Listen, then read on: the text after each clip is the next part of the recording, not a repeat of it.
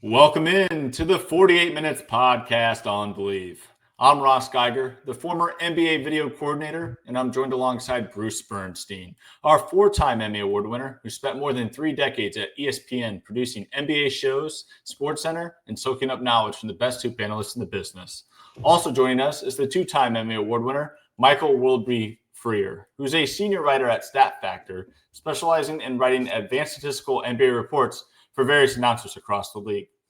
This is episode number 179, the Seattle Supersonics episode, as the Sonics won their one and only title in 1979. And quick trivia here for my co-host, Bruce and World B. Can either of you name the Sonics finals MVP that year? Dennis Johnson. That is correct. And I figured one, if not both of you, would get that one right. So job well done there, fellas. Nice work. Well, with the regular season set to begin on October 21st, we continue our series of two-a-day shows. They'll be shorter, and we'll release 3 new shows each week leading up to opening night. Each show will feature one team from the East and one team from the West. Please note, we'll be going in alphabetical order, so no need to read into any of the orders that we discussed these teams. So let's get started with the Detroit Pistons from the East, and then we'll talk about the Memphis Grizzlies out West. So the Detroit Pistons are undoubtedly one of the more interesting teams entering the new season, as the team really turned a corner this past year, going 44-38 on the season, finishing 6th best out East after winning just 14 games the year prior, which was the worst record in the league during the 2023-24 season. So Bruce, what's in store for the Pistons entering this year in 2025-2026? Well, as you said, last year they tripled their win total. They finished number 6 in the East. Cade Cunningham emerged as a do-everything point guard, made the All-Star team, 3rd team All-NBA, tied for 7th in the MVP voting with Anthony Edwards. So at 24 years old, his best ball is still in front of him. And there's lots of young talent around him with Ausar Thompson, Jalen Duren, Jaden Ivey, and others. But, their bench is going to look a little bit different this year. Duncan Robinson and Karis LeVert joined the team, replacing Tim Hardaway Jr. and Dennis Schroeder. So, they booted Malik Beasley when he was being investigated for gambling. But now that he's been cleared, if he ends up somewhere else, that's going to be a big loss for this team. But in a conference where Indiana and Boston should struggle, the Pistons will still move up from number 6 to number 5. And I expect their win total to be in the high 40s. All right. World B, do you have this team being a top 5 team out East?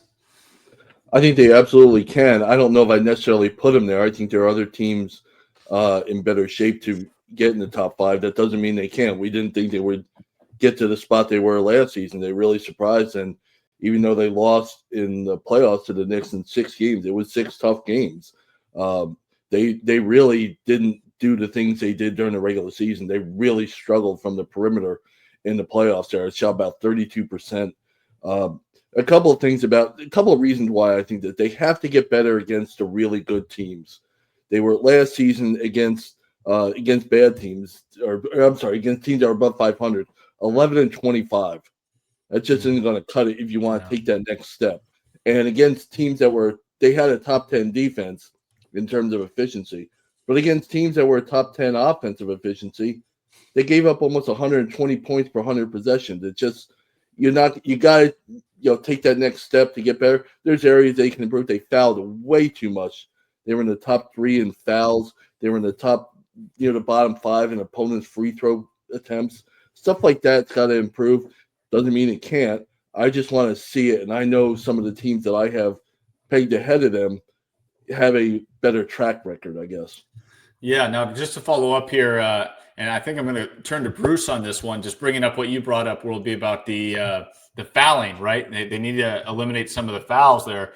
Bruce, if I remember correctly, last year, one of the things you praised about this Detroit Pistons team is their physicality. So while you'd like to see the fouls improve a little bit, probably not a whole lot, because isn't that one of their team's identity is just the physical play they, and the force they play with every night? Yeah, absolutely. And, and again, as I mentioned in my first comment, it is still a young team. So some of these younger guys that are aggressive, big dudes, the beef stews of the world, as they mature, they're going to hopefully learn to play a little bit smarter and, use their fouls wisely. But, it's funny. One of the things I'm interested to see is Our good buddy Jared Greenberg from NBA TV told us a couple of years ago, it's easier to go from being bad to good than it is to go from good to great. And with the Pistons, I mean, they're going to be kind of looking at that this year. And with their coach, JB Bickerstaff, I mean, he earned all kinds of praise last year, was way up there in the Coach of the Year voting.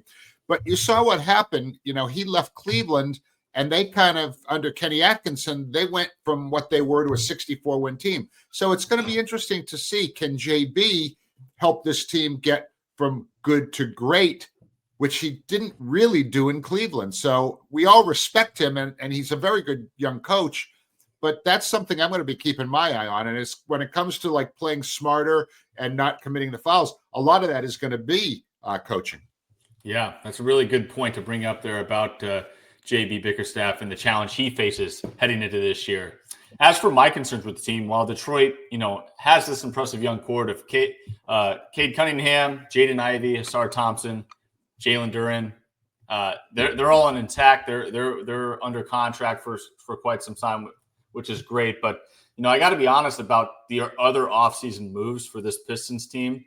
I feel like there were more cons than pros, in my opinion. I mean, replacing Dennis Schroeder with Karis LeVert is far from an upgrade, in my opinion. I think, they'll miss Schroeder's impact this year. He had a tremendous value for this team last year, the leadership ability that he showed. Obviously, his success last year with Detroit kind of overflowed once again into the FIBA games with Germany, with them taking home the title there. Simone Fontecchio is a much better player than Duncan Robinson, in my opinion. I thought the Robinson contract was a head scratcher as far as giving him that much money. But maybe they've seen something we haven't, and that's why they're getting paid the big bucks. But I've got to see him put some balls through the hoop before I go any further with that. But B-Ball Paul is back on a positive note, and let's face it, as long as Jaden Ivey returns to full health, Asar Thompson shows some signs of a blossoming offensive game, which is something that I think was a work in progress last year. We saw some signs, but probably not as much of a stride forward than we'd like to see from him. So hopefully the third year is really where we're going to see that growth. And then, the biggest thing for me, Cade Cunningham staying healthy this year. If Cade's healthy, I think this team is going places in the East. And I think anything less than a top 5 finish in the East with a healthy Cade would be a huge disappointment for this group. And with that, let's go ahead and talk about the Memphis Grizzlies. The Memphis Grizzlies out west finished last season 48-34, and that was good for 8th in the Western Conference. Now, this Grizzlies roster is far from sexy on paper. In fact, to a casual NBA fan that only follows the big market teams and big name players, the Grizzlies lead the league, and who the hell is that type of guys? But let's not, don't let those familiar faces really fool you, because Memphis always finds a way to compete out west with the guys that they have out there available on the court. They've had a lot of injury issues. They've had a lot of young guys or unknown guys step up from the G League. And so this is a team that I'm not sleeping on. What about you, World B? Yeah, I think they're ready to return to being the team we saw a few years ago. They have to stay healthy. We say that a lot about every team, but this team really needs it, because their starting 5 that they had last season, when you include Desmond Bane in there, was one of the best in the league in terms of efficiency. They outscored opponents by about 26 points per 100 possessions, which was incredible. The problem is they only played about 200 minutes together. Edie and Wells and Jaren Jackson Jr. and John Morant and Bane, the 5, they were like 29th in minutes in lineup. So they dominated, but they weren't on the court. Now they had, they switched KCP in there, and we'll see how that turns out. I don't think things are going to change too much with their style. They were one of the best transition teams in the league, about 33 points a game in transition. Easily led the NBA. They were up and down the court. They led the league in pace possessions for 48 minutes. So I don't think, John Morant's still there, so things aren't really going to change as far as that goes. Can they find the shooting? Can Ty Jerome replace Luke Kennard there?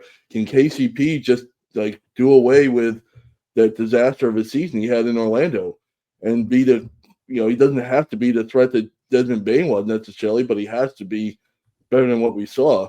If they do that, I think they can still be, don't forget, 2 or 3 weeks ago, this team had the second best record in the league, or in the West, and then the bottom just fell out.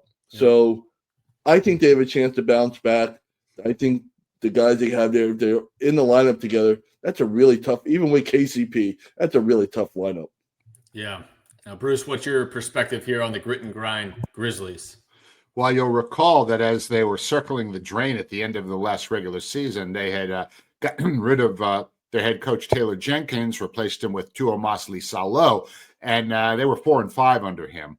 The Grizz were 48-34 last season, but they were really inconsistent. I mean, they feasted on teams at 500 or below. They were 36-9, but against plus 500 teams, they were just 12-25. So really, that 48-34 record, you know, when you scratch the surface of it a little bit, it's not as impressive as it just sort of looks overall. But look, there's a lot of talent on this roster. I mean, you got John Morant, Jaren Jackson Jr., Jalen Wells, Zach Edey. They'll need some improvement from Ross's boy, Gigi Jackson. They need him to step up a little bit. As Worldby mentioned, they signed Ty Jerome, who had a solid season in Cleveland last year, and he's going to add some depth. But, you know, it all kind of begins and ends with Morant on this team. I mean, he played 50 games last season, and his health is always an issue. He averaged 23 a game, but he has never played more than 67 games in a season. So, you know, that's something that, you know, your best players got to be out there. Yeah, I mean, you know, 65 is the minimum for awards, but you want your guys, you know, playing north of 70 if possible, especially in the West, where every loss is a potential 2-game swing in the standings because everybody's usually pretty tightly bunched together. But look, one thing the Grizz have going for them, they have a culture, okay? Yep. They stress their rugged defense, grit and grind, you know, the grindhouse, all that. They have good size. I mentioned Jackson, Edey, and Santi Aldama. Jaren Jackson, Edey, and Santi Aldama. And losing Bane and Luke Kennard is going to hurt their three-point shooting, but they're going to still be able to score points. It'll be interesting to see if, you know, Lisa Lowe is ready to lead a team deep in the playoffs, or at least into a successful regular season, because Taylor Jenkins was actually a pretty good coach that they let go. Yeah, I remember talking about it all season long with you guys. Poor Taylor Jenkins. He just hasn't had a healthy group all season long, and didn't really feel like he had that much of a chance to kind of retain that job, given kind of the ownership and front office changes that were made there. But I think when it comes to this Grizzlies team, despite the departure of Desmond Bane, who obviously will be missed by this group, I'm actually, you know, truly looking forward to who on this roster steps up with Bane gone. Obviously, we first look at KCP to be that veteran that can do that. But if he can't, let's just remind ourselves with this Grizzlies team, every year it seems like there is some young guy on their roster that steps up and stands out. Last year, it was Scottie Pippen Jr. and rookie forward Jalen Wells, who made the all-rookie team. A year prior than that, it was wings Vince Williams, Gigi Jackson, and John Conchar, who all showed flashes throughout the season and played some serious games for this Grizzly team. And now this year it could, you know, be improved play from Cam Spencer, maybe the 11th overall pick, and Cedric Coward, who's coming into the season fully healthy, as reported earlier this past weekend. A ton of draft analysts were high on Coward. And, it, you know, quite simply could just be a healthy, productive team with John Morant back. And, you know, maybe with the addition of Ty Jerome, as you guys pointed out with the departure of oh goodness, I'm shooting. I'm Kennard and Bane.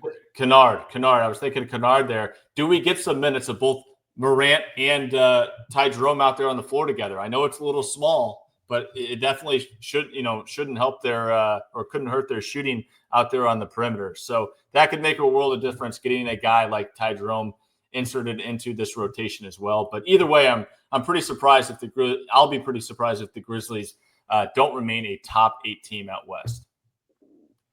And with that, you know, that will do it for this edition of the 48 Minutes Two-A-Days.